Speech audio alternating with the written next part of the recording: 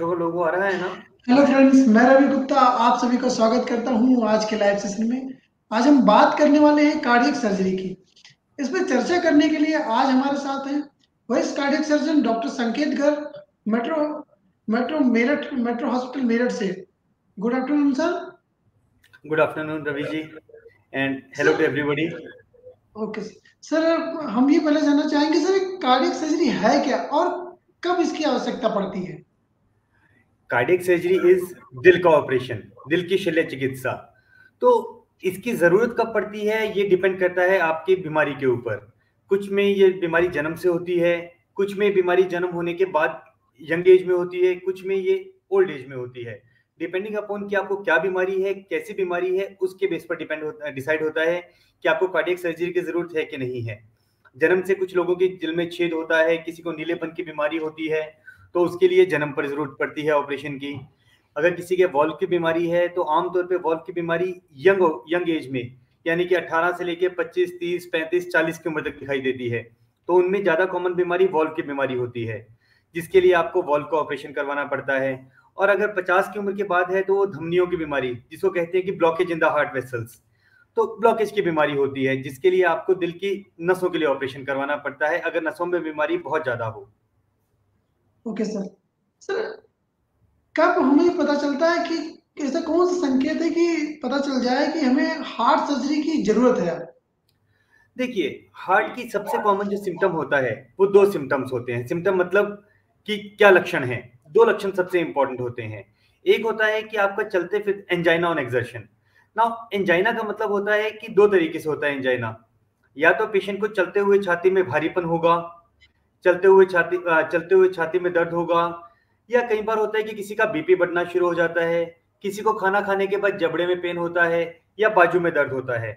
सबसे important symptom heart बीमारी का ये है। दूसरा जो इंपॉर्टेंट सिम्टम है हार्ट की बीमारी का वो है डिज्नी ऑन एक्सर्शन, यानी कि चलते फिरते सांस फूलने लग जाता है।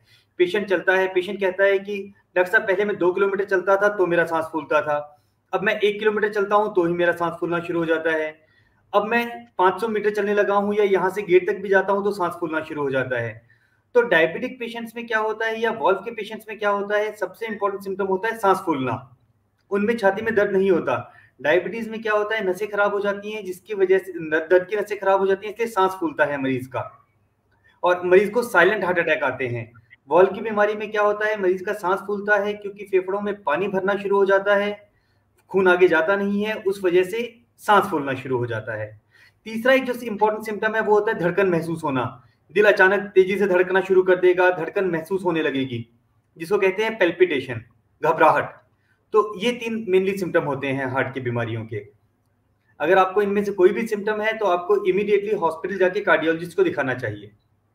Okay sir. सर, अब जब ये कंफर्म हो गया कि आपको हार्ट सर्जरी की जरूरत है, तो कार्डियक सर्जरी के ऑप्शन क्या अवेलेबल है? कौन कौन से ऑप्शन है जो अवेलेबल है? देखिए, कार्डियक सर्जरी आज के दिन, आज से 20 साल पहले जो कार्डियक सर्जरी थी उससे अब बहुत एडवांस हो गई है। नई नई एनेस्थीसिया की टेक्निक्स आ गई हैं, सर्जरी की नई टेक्निक्स आ गई हैं।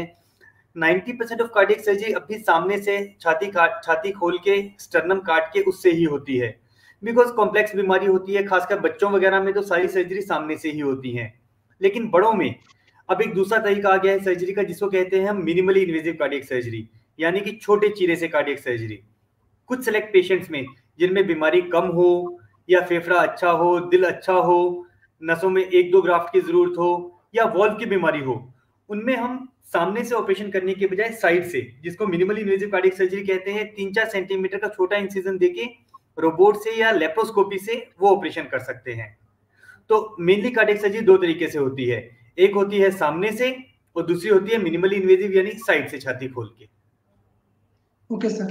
सर, अब अगर कोई कार्डियक पेशेंट आता है आपके पास, तो सर कैसे निर्धारित करेंगे, आप ये कैसे करते हैं कि आपको सर्जरी की आवश्यकता है या फिर किसी और ट्रीटमेंट से ये ठीक हो जाएगा? देखिए, ये डिपेंड करता है, इसके दो तरीके हैं। आपको अब न्यूयॉर्क जाना है तो जाना है, अब आप कैसे जाएंगे, प्लेन से जाएंगे, शिप से जाएंगे, कैसे जाएंगे, वो आपको डिसाइड करना है। तो बेसिकली क्या होता है, इसी तरीके से कार्डियक सर्जरी की जरूरत है कि नहीं है वो डिपेंड करता है आपकी एंजियोग्राफी की रिपोर्ट क्या है, आपकी इको की रिपोर्ट क्या है। ठीक है, एंजियोग्राफी की रिपोर्ट के बेस पे डिसाइड होगा कि आपकी नसों में अगर ब्लॉकेज है तो कितनी ब्लॉकेज है। अगर थोड़ी बहुत ब्लॉकेज है, बहुत ज्यादा ब्लॉकेज नहीं है, 1-10 में ब्लॉकेज है, तो हो सकता है वो ब्लॉकेज दवाइयों से भी आराम पड़ जाए या सिंपल आपको स्टेंट डाल के काम पड़ जाए। लेकिन अगर तीनों नसों में ब्लॉकेज है, ब्लॉकेज बहुत ज्यादा है, लॉन्ग सेगमेंट ब्लॉकेज है, 100% ब्लॉकेज है, तो उसका फिर वॉल्व स्टेंट से काम नहीं चलेगा। उस केस में आपको कार्डियक सर्जरी ही करनी पड़ेगी। इसी तरह अगर वॉल्व की बीमारी है, तो वॉल्व की बीमारी में आमतौर पे, या दिल में छेद है मान लीजिए, अब दिल में छेद है तो वो छेद दवाइयों से बंद नहीं होगा कभी भी। दिल में छेद है, नीलापन है, तो उसका ऑपरेशन ही करना पड़ेगा। वॉल्व की बीमारी है तो उससे थोड़ा टाइम दवाइयों पर काम चल जाए। लेकिन अगर वॉल्व की बीमारी बहुत ज्यादा हो गई है, सीवियर हो गई है, पेशेंट का सांस फूल रहा है, फेफड़ों में पानी भर रहा है, पेल्पिटेशन हो रहा है, तो वो आमतौर पर ऑपरेशन से ही ठीक होगा। फिर उसका वॉल्व का ऑपरेशन, वॉल्व की बीमारी दवाइयों से या स्टेंटिंग से ठीक नहीं होती है। तो ये डिपेंड करता है कि पेशेंट के सिम्टम क्या है, पेशेंट की एंजियोग्राफी की रिपोर्ट क्या है, पेशेंट की इको की रिपोर्ट क्या है। उसके बेस पर हम डिसाइड करते हैं कि ऑपरेशन की जरूरत है कि नहीं है, और अगर है तो वो कितनी जल्दी जरूरत है ऑपरेशन की। Okay sir. Sir, cardiac surgery का यूज हार्ट की किन किन बीमारियों में किया जाता है कि सर्जरी ही आवश्यक है, जरूरत है, सर्जरी ही करनी पड़ेगी? देखिए, सबसे इंपॉर्टेंट जो होती है वो होती है, दो तरह की बीमारियां हैं। एक है एडल्ट कार्डियक सर्जरी, एक है पीडियाट्रिक। पीडियाट्रिक में तो आमतौर पे सर्जरी की जरूरत पड़ती ही पड़ती है। दिल में छेद है, नीलापन है, तो उसमें आमतौर पे ऑपरेशन से ही इलाज होगा और कुछ नहीं होता। एडल्ट में डिपेंड करता है कि वही जैसे मैंने पिछले पेशेंट के जवाब में बताया था कि अगर नसों में ब्लॉकेज बहुत ज्यादा है, ये डिपेंड करता है आपके एंजियोग्राफी की रिपोर्ट क्या है और आपके सिम्टम्स कितने हैं, यानी आपको लक्षण कितने हैं। अगर आपको चलने फिरने पर बहुत ज्यादा सांस फूल रहा है, बहुत ज्यादा छाती में दर्द हो रहा है, आप कोई काम नहीं कर पा रहे हैं, इनकैपेसिटी की तरह बिहेव कर रहे हैं, तो इन दैट केस इसका मतलब आपको ट्रीटमेंट लेना जरूरी है। और ट्रीटमेंट में क्या होगा, ट्रीटमेंट आप एंजियोग्राफी करवाएंगे, एंजियोग्राफी की रिपोर्ट आएगी। अगर एंजियोग्राफी में ब्लॉकेज बहुत ज्यादा है तो आपको बाईपास की जरूरत है, इसमें कोई डाउट नहीं है। फिर आप अगर कहेंगे कि मैं दवाई लेके काम चला लूंगा या बाबा मतलब किसी और तरह के आयुर्वेद से काम चला लूंगा, तो वो काम नहीं चल पाएगा। आपको अल्टीमेटली ट्रीटमेंट की जरूरत है और ट्रीटमेंट लेना ही आपके लिए ठीक रहेगा। और एक बार आपने ट्रीटमेंट लिया तो आपकी लाइफ जन्नत हो जाएगी। आप देखेंगे कि आपको 6 हफ्ते के अंदर अंदर ही आप इतना इंप्रूव करेंगे कि आपको लगेगा कि आपने पहले क्यों नहीं करवाया इलाज। Okay sir. सर, आजकल जो सबसे ज्यादा चलन में है वो कौन सी विधि है? एक पुरानी विधि हमारी थी open heart surgery, minimal invasive surgery, दोनों में डिफरेंस क्या है सर? देखिए, 90% ऑफ कार्डियक सर्जरी आज भी ओपन हार्ट सर्जरी होती है, यानी सामने से ही होती है। बिकॉज अगर बीमारी बहुत ज्यादा है, आपको नसें देखनी पड़ती हैं, नसों में कितनी बीमारी है, कहाँ पर नस अच्छी है, क्योंकि बाईपास आपको चाहिए कि आप लंबा टाइम चला सकें। तो आपकी नस कहाँ पर अच्छी है, जैसे आप उसके हिसाब से, अगर आपको 3-4 जगह 5 जगह बाईपास करना है, तो उस केस में सामने से ही ऑपरेशन करना बेस्ट रहता है, वो ऑपरेशन बेस्ट होता है। लेकिन कुछ सिलेक्ट पेशेंट्स में अगर बीमारी बहुत ज्यादा ना हो लेकिन स्टेंटेबल नहीं है, 1-2 ग्राफ्ट हैं, आपका फेफड़ा अच्छा है, दिल आपका अच्छा काम कर रहा है, दिल अभी कमजोर नहीं हुआ है, इन दैट केस हम मिनिमली इन्वेसिव कार्डियक सर्जरी करते हैं। तो वो हम पेशेंट देख के, पेशेंट की रिपोर्ट्स देख के, पेशेंट की एंजियोग्राफी देख के और पेशेंट का लंग फंक्शन और हार्ट फंक्शन देख के फिर डिसाइड करते हैं कि पेशेंट में सामने से ऑपरेशन करना है कि साइड से ऑपरेशन करना है। साइड से ऑपरेशन करने का फायदा ये रहता है कि सामने की हड्डी नहीं कटती है, तो पेशेंट की रिकवरी थोड़ी जल्दी होती है। जो पेशेंट 6 हफ्ते में काम पर जाना था, वो पेशेंट 1 महीने में या हो सकता है 15 दिन में काम पर जाने लगे। चलना फिरना थोड़ा जल्दी शुरू हो जाता है, फेफड़े वगैरह थोड़ा अच्छे रहते हैं, तो पेशेंट के लिए फायदा रहता है। लेकिन मिनिमल इन्वेसिव सर्जरी हर पेशेंट में नहीं कर सकते। जो लॉन्ग टर्म स्मोकर हैं, हार्ट फंक्शन कमजोर है, लंग फंक्शन कमजोर है, उसमें मिनिमल इन्वेसिव कार्डियक सर्जरी थोड़ी सी रिस्की रहती है। तो ये हर पेशेंट पे डिपेंड करता है कि पेशेंट कैसा है, पेशेंट प्रोफाइल कैसा है, जिसके बेस पर हम डिसाइड करते हैं कि पेशेंट का ऑपरेशन सामने से करना है कि साइड से करना है। Okay sir. Sir, heart surgery में कितना समय लगता है? एक टाइम देखिए, पीरियड क्या है? ये तो डिपेंड करता है अलग अलग सर्जरी में कि आपको प्रोसीजर क्या करना है, किस तरह का ऑपरेशन करना है। लेकिन अगर मोटा मोटा मैं आपको बताऊं, तो पेशेंट को पहले हम ऑपरेशन थिएटर के अंदर लेके जाते हैं, उसको बेहोश करते हैं, फिर उसका ऑपरेशन करते हैं। ऑपरेशन करने के बाद मरीज को थोड़ा देख के फिर उसको आईसीयू में लेके आते हैं। सब मिला के मोटा मोटा एक टिपिकल हार्ट ऑपरेशन लगभग 5 से 6 घंटे लगते हैं उसमें। मतलब पेशेंट के आईसीयू से, पेशेंट के एनेस्थीसिया के लिए ओटी में जाने से लेके और वापस आईसीयू में आने तक सब मिला के मोटा मोटा 5 से 6 घंटे, जिसमें 3 से 4 घंटे ऑपरेशन के, 15-20 मिनट आधा घंटा एनेस्थीसिया का और 15-20 मिनट वापस शिफ्टिंग का। तो सब मिला के लगभग 5 से 6 घंटे में एक हार्ट का ऑपरेशन पूरा हो जाता है। Okay sir. सर, क्या ये दोनों मेथड से जो मिनिमल इन्वेसिव है उसमें भी इतना ही टाइम लगता है? मिनिमल इन्वेजिव में डिपेंड करता है, कभी कभार थोड़ा ज्यादा टाइम भी लग जाता है, बिकॉज मिनिमल इन्वेजिव में एनेस्थीसिया टेक्निक थोड़ी स्पेशल होती है, हमें डबल ल्यूमन ट्यूब डालनी पड़ती है, साइड से ऑपरेशन करते हैं तो हमें कंड्यूट निकालने में, इंटरनल मेमोरी निकालने में थोड़ा टाइम लगता है, ग्राफ्टिंग के लिए हार्ट की पोजीशन करने में थोड़ा टाइम लगता है। तो मिनिमल इन्वेजिव में लेकिन नंबर ऑफ ग्राफ्ट अगर कम हो तो लगभग उतना ही टाइम लगता है, वरना आधा पौना घंटा इधर उधर, दैट्स इट। बट अदरवाइज एक typical heart surgery minimal invasive से करो या सामने से करो, लगभग 5 से 6 घंटे में पूरी हो जाती है। Okay sir. सर अगर अब ये डिसाइड हो गया कि सर्जरी होनी है, तो सर इसके पहले जो प्रिपरेशन करते हैं सर, उसमें क्या जीवन हाँ शैली जी, में या लाइफस्टाइल में बिल्कुल कुछ चेंजेस बिल्कुल करनी पड़ती है? बिल्कुल। कोई भी हार्ट सर्जरी हो उसके लिए पहले से प्रिपरेशन करना बहुत जरूरी है, क्योंकि मरीज अगर ऑप्टिमाइज्ड होगा, यानी कि उसके सारी की सारी टेस्टों की रिपोर्ट ठीक होगी, बाकी सब चीजें ठीक होंगी, तो मरीज का ऑपरेशन का रिजल्ट बेस्ट आएगा, पेशेंट जल्दी से जल्दी घर जा पाएगा। तो इसके लिए हम पहले मरीज के सारे टेस्ट करवाते हैं, देखते हैं कि उसको हार्ट अटैक कब हुआ था, कितना रिसेंट हार्ट अटैक है, मरीज का हार्ट फंक्शन कैसा है। अगर हार्ट फंक्शन पुअर है तो हम उसको थोड़ा सा डायूरेटिक यानी पेशाब की दवाइयां देके फेफड़ों में खून का प्रेशर कम करते हैं, थोड़ा सा हार्ट फंक्शन उसका इंप्रूव करते हैं। अगर पेशेंट स्मोकिंग करता है तो हम कहते हैं कि उसको स्मोकिंग बंद करो। स्मोकिंग अगर 2-4 दिन में मरीज बंद कर दे तो उससे 2-4 दिन से भी फेफड़ों में थोड़ा थोड़ा फर्क आता है। अगर लंबे टाइम से स्मोकिंग बंद की हुई है तो बहुत ही अच्छा है, ऑपरेशन के बाद तो स्मोकिंग बंद करनी ही करनी है। अगर किडनी का फंक्शन थोड़ा पुअर है एंजियोग्राफी के बाद, तो थोड़ा किडनी फंक्शन को इम्प्रूव करने के लिए फ्लूइड या कुछ दवाइयां होती है म्यूकोसिस वगैरह वो देते हैं। हार्ट रेट कंट्रोल करने के लिए हार्ट रेट की दवाइयां देते हैं। यानी कि 2-4 दिन पेशेंट को देख के ऑप्टिमाइजेशन करके अगर हार्ट सर्जरी की जाए रादर देन इमरजेंसी, तो उसके रिजल्ट पेशेंट के लिए बेस्ट रहते हैं, पेशेंट की रिकवरी बेस्ट रहती है, पेशेंट की इंप्रूवमेंट बेस्ट रहती है। बट अगर पेशेंट को इमरजेंसी है, लगातार चेस्ट पेन हो रहा है, हार्ट अटैक हो रहा है और इंप्रूव नहीं कर रहा है, तो उस केस में इमरजेंसी सर्जरी भी करनी पड़ती है थोड़ा रिस्क लेके। तो ये ओके डिपेंड सर। करता है कि पेशेंट की प्रेजेंटेशन क्या है, पेशेंट के सिम्टम्स क्या है, पेशेंट की तकलीफ क्या है। Okay sir. सर क्या हार्ट की सभी सर्जरीज में एनेस्थीसिया, जनरल एनेस्थीसिया की आवश्यकता होती है? हाँ, आमतौर पे मोर और लेस हमारे 100% ऑफ ऑपरेशन जनरल एनेस्थीसिया में ही होते हैं। जो वेस्कुलर के यानी नीचे की नसों के, पैरों की नसों के ऑपरेशन होते हैं उनको तो हम स्पाइनल में कर सकते हैं, बट अदरवाइज हार्ट का अगर ऑपरेशन करना है तो वो सब जनरल एनेस्थीसिया में ही होते हैं, बिकॉज उसमें बीपी का, हार्ट रेट का कंट्रोल बेस्ट रहता है, मरीज को पता नहीं चलता, कोई पेन नहीं होता, और ऑपरेशन खत्म होती है मरीज उठ जाता है, फिर सब ठीक हो जाता है। तो जनरल एनेस्थीसिया आमतौर पे मोर और लेस हार्ट सर्जरी के लिए बेस्ट एनेस्थीसिया रहता है। Okay sir. अक्सर लोगों के मन में सर एक क्वेश्चन रहता है कि हार्ट सर्जरी हो गई तो फिर उसको हॉस्पिटल में कितना दिन रहना पड़ेगा? आमतौर पे देखिए, मरीज मरीज को हम आमतौर पे जिस दिन उसका ऑपरेशन होता है उसी दिन उसकी सांस की मशीन हटा देते हैं, अगले दिन तक उसकी ट्यूब वगैरह निकाल देते हैं, पेशेंट खाना पीना शुरू कर देता है। दूसरे दिन पर पेशेंट को आमतौर पे चलना फिरना शुरू करवा देते हैं, उसकी लाइंस वगैरह निकाल के, अगर हार्ट फंक्शन थोड़ा ठीक ठाक था, लंग फंक्शन अच्छा है तो। तीसरे चौथे दिन पेशेंट आराम से चलता फिरता है वार्ड में, और 5वें दिन आमतौर पे मरीज की छुट्टी हो जाती है, किसी किसी मरीज की 6ठे दिन छुट्टी कर देते हैं। तो आमतौर पे मरीज जब चौथे 5वें दिन आराम से अपने हिसाब से चलना फिरना शुरू कर दे, खाना पीना शुरू कर दे, फ्लूइड वगैरह उसका बंद हो जाए, एंटीबायोटिक बंद हो जाती है, तो 5वें से 6ठे दिन मरीज आमतौर पे घर चला जाता है। 1 हफ्ते बाद उसके टांके निकाल देते हैं और फिर मरीज अपना आमतौर पे हर तरीके से अपने ऊपर होता है, इंडिपेंडेंट कंप्लीटली। तो recovery time is almost 5 to 6 days only.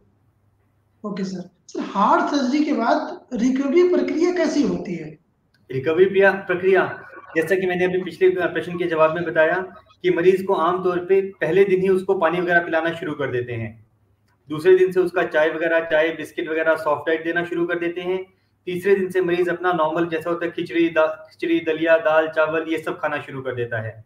आमतौर पे पानी की बोतल वगैरह तब बंद कर देते हैं। तीसरे दिन पर मरीज अपना खाना पीना शुरू कर देता है, चलना फिरना शुरू कर देता है, थोड़ा थोड़ा बैठना वगैरह शुरू कर देता है। चौथे दिन पर मरीज को सबसे इंपॉर्टेंट काम है ऑपरेशन के बाद मरीज का जो करना है वो है मरीज को स्पायरोमेट्री करनी है, यानी बॉल वाली एक्सरसाइज, ताकि फेफड़ों का फंक्शन अच्छा रहे, पानी वगैरह का ध्यान रखना है, चलना फिरना है। चौथे 5वें दिन तक मरीज आमतौर पे चलता फिरता है, अपने हिसाब से चलना फिरना, सीढ़ी चढ़ना उतरना भी शुरू कर देता है।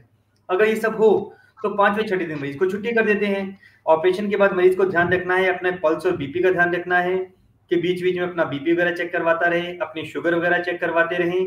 चलना फिरना बहुत जरूरी है, क्योंकि चलते फिरते हैं तो उससे फेफड़ों में खून का बहाव अच्छा रहता है, फेफड़े अच्छे रहते हैं, पैरों में खून का बहाव अच्छा रहता है, पैरों की नसें ब्लॉक नहीं होती हैं, पैरों में खून अच्छे से चलता फिरता रहता है, मरीज को अच्छा लगता है, वेलबींग होता है, पल्स बीपी कंट्रोल रहता है, हार्ट फंक्शन अच्छा रहता है। अगर मरीज अपने पल्स बीपी का ध्यान रखता है, शुगर का ध्यान रखता है, चलने फिरने का ध्यान रखता है, तो आमतौर पे रिकवरी 5-6 दिन में पूरी हो जाती है। Okay sir. सर क्या सर्जरी के बाद लंबे समय तक दवाइयाँ लेनी होगी या फ़ॉलो-अप देखभाल की आवश्यकता होती है? सर कुछ दवाइयों की ज़रूरत, देखिए बहुत ज़्यादा दवाइयाँ नहीं होती हैं। आमतौर पे 5-6 दिन बाद मरीज़ की ज़्यादातर दवाइयाँ बंद हो जाती हैं। जा मतलब जो ये रिचार्ज और ये कुछ एंटीबायोटिक वगैरह है वो 15वें दिन पर हम बंद कर देते हैं। उसके बाद सिर्फ कुछ हमें दवाइयाँ देनी पड़ती हैं, वो है खून पतला करने की दवाई। अगर मरीज़ को शुगर की बीमारी है तो शुगर की दवाई, 1-2 दवाइयाँ धड़कन कंट्रोल करने के लिए और कोलेस्ट्रॉल कंट्रोल करने के लिए, और 1-2 दवाइयाँ मरीज़ का बीपी वगैरह कंट्रोल करने के लिए। लेकिन हाँ, ये जो खून पतला करने की दवाई, कोलेस्ट्रॉल कंट्रोल करने की दवाई, शुगर की दवाई, बीपी की दवाई, ये दवाइयाँ लंबे टाइम चलती हैं। क्योंकि ये तो लाइफ़स्टाइल मॉडिफ़िकेशन का पार्ट है, ये दवाइयाँ मरीज़ को लंबा टाइम लेनी ही पड़ेंगी। एक बार ये बीपी की, शुगर की दवाई दिल में बैठ गई है, तो वो बैठेगी ही। लेकिन हाँ, इनकी डोज़ कम हो जाती है उसके बाद। Okay sir. सर सर्जरी के बाद सामान्य गतिविधियाँ जैसे काम, व्यायाम, ऑफ़िस जाना, कितनी जल्दी वो अपनी रोज़मर्रा की ज़िंदगी या लाइफ़ में लौट सकता है? इस पे ये डिपेंड करता है मरीज का ऑपरेशन के पहले हार्ट फंक्शन कैसा था, किडनी फंक्शन कैसा था, और मरीज कितना पॉजिटिव है। सबसे इंपॉर्टेंट जो है वो है मरीज का माइंडसेट। अगर मरीज पॉजिटिव है, मरीज खुद ठीक होना चाहता है, तो आमतौर पे सब मरीज मतलब 1 महीने में इम्प्रूव, 1 महीने में ठीक हो जाते हैं। जैसे कि मैंने पहले ही बताया कि 15वें दिन मरीज बिल्कुल चलता हुआ आराम से चैम्बर में आता है टांके कटवाने के लिए। उसके बाद मरीज अपना घर पे चलता फिरता है, खाता पीता है। अगर दुकान वगैरह है, प्राइवेट बिजनेस है, तो मरीज 20वें दिन भी जाके अपनी दुकान पे बैठना शुरू कर सकता है। और 1 महीने के बाद मरीज अपना नॉर्मल काम, सारा नॉर्मल एक्टिविटीज कर सकता है। आमतौर पे 6 हफ्ते बाद मरीज अपने ऑफिस ज्वाइन करके फुल टाइम ऑफिस ज्वाइन कर सकता है। और ओके चलना सर। फिरना, व्यायाम करना, ये सब तो मैंने आपको बताया बहुत जरूरी है। ये तो 15वें दिन से मरीज मॉर्निंग वॉक और उस पर जाना शुरू कर देते हैं। Okay sir. सर सर्जरी के बाद खान-पान में भी कुछ चेंजेस ये तो लाना रवि होगा जी सर? आज के दिन, रवि जी कॉर्नरी आजकल इतने बड़ा एपिडेमिक हो गया है कि वो तो मरीज क्या, वो मेरे और आपके लिए भी बिल्कुल सच है। जो टिपिकल वो है कि तला हुआ, तला भुना, मिर्ची वाला, ज्यादा नमक वाला, ज्यादा शुगर वाला खाना, वो दिल के मरीज के लिए तो है ही है जरूरी, वो आपके और मेरे लिए भी उतना ही जरूरी है रवि जी। क्योंकि इन सब ओके से सर। क्या होता है, तला यस भुना सर। खाने से, नमक ज्यादा खाने से, शुगर ज्यादा खाने से बीपी बढ़ता है, शुगर बढ़ती है। और ये बीपी और शुगर जो है, यही चीजें बाद में दिल की बीमारियों में कोलेस्ट्रॉल बन के जमती हैं, जिससे कोलेस्ट्रॉल, जिससे आपकी दिल की नसों में ब्लॉकेज आता है और बीमारी बैठती है। तो जिसको दिल की बीमारी हो चुकी है उसके लिए ये चीजें और भी जरूरी हैं। ऑपरेशन के बाद कोई बहुत ज्यादा रिस्ट्रिक्शन नहीं होती है। ये रिस्ट्रिक्शन बिल्कुल सिंपल वही है कि तला भुना नहीं खाना है, नमक बहुत ज्यादा नहीं खाना है, शुगर बहुत ज्यादा नहीं लेनी है। तो ये आमतौर पे जनरल लाइफस्टाइल मॉडिफिकेशन है। बीड़ी सिगरेट नहीं पीनी है, वो सबके लिए सच है। बीड़ी सिगरेट हर तरह की बीमारी का मतलब हर तरह की बीमारी पैदा करती है, बीड़ी सिगरेट नहीं पीनी है। तो ऐसी कोई बहुत ज्यादा हार्ड एंड फास्ट रिस्ट्रिक्शन नहीं होती है। सिंपल तना भुना नहीं खाना है, पूरी पकोड़े नहीं खाने हैं, बीड़ी सिगरेट नहीं पीनी है, ये सबके लिए सच है Ravi ji. Okay sir. Thank you sir अपने बिजी शेड्यूल से टाइम निकालने के लिए। आशा करता हूँ आप सभी को आज का लाइव सेशन पसंद आया होगा। काफ़ी क्वेरीज आपके रिजॉल्व हुई होंगी। अगर कुछ डाउट्स या क्वेश्चंस हैं तो आप हमारे कमेंट सेक्शन में जाके अपने क्वेश्चंस ड्रॉप कर सकते हैं, जिसका हम अपने एक्सपर्ट से जवाब लेके आप तक पहुंचाने की कोशिश करेंगे। Thank you sir. Thank you Ravi ji, thanks a lot, बस pleasure talking to you, and thank you everybody.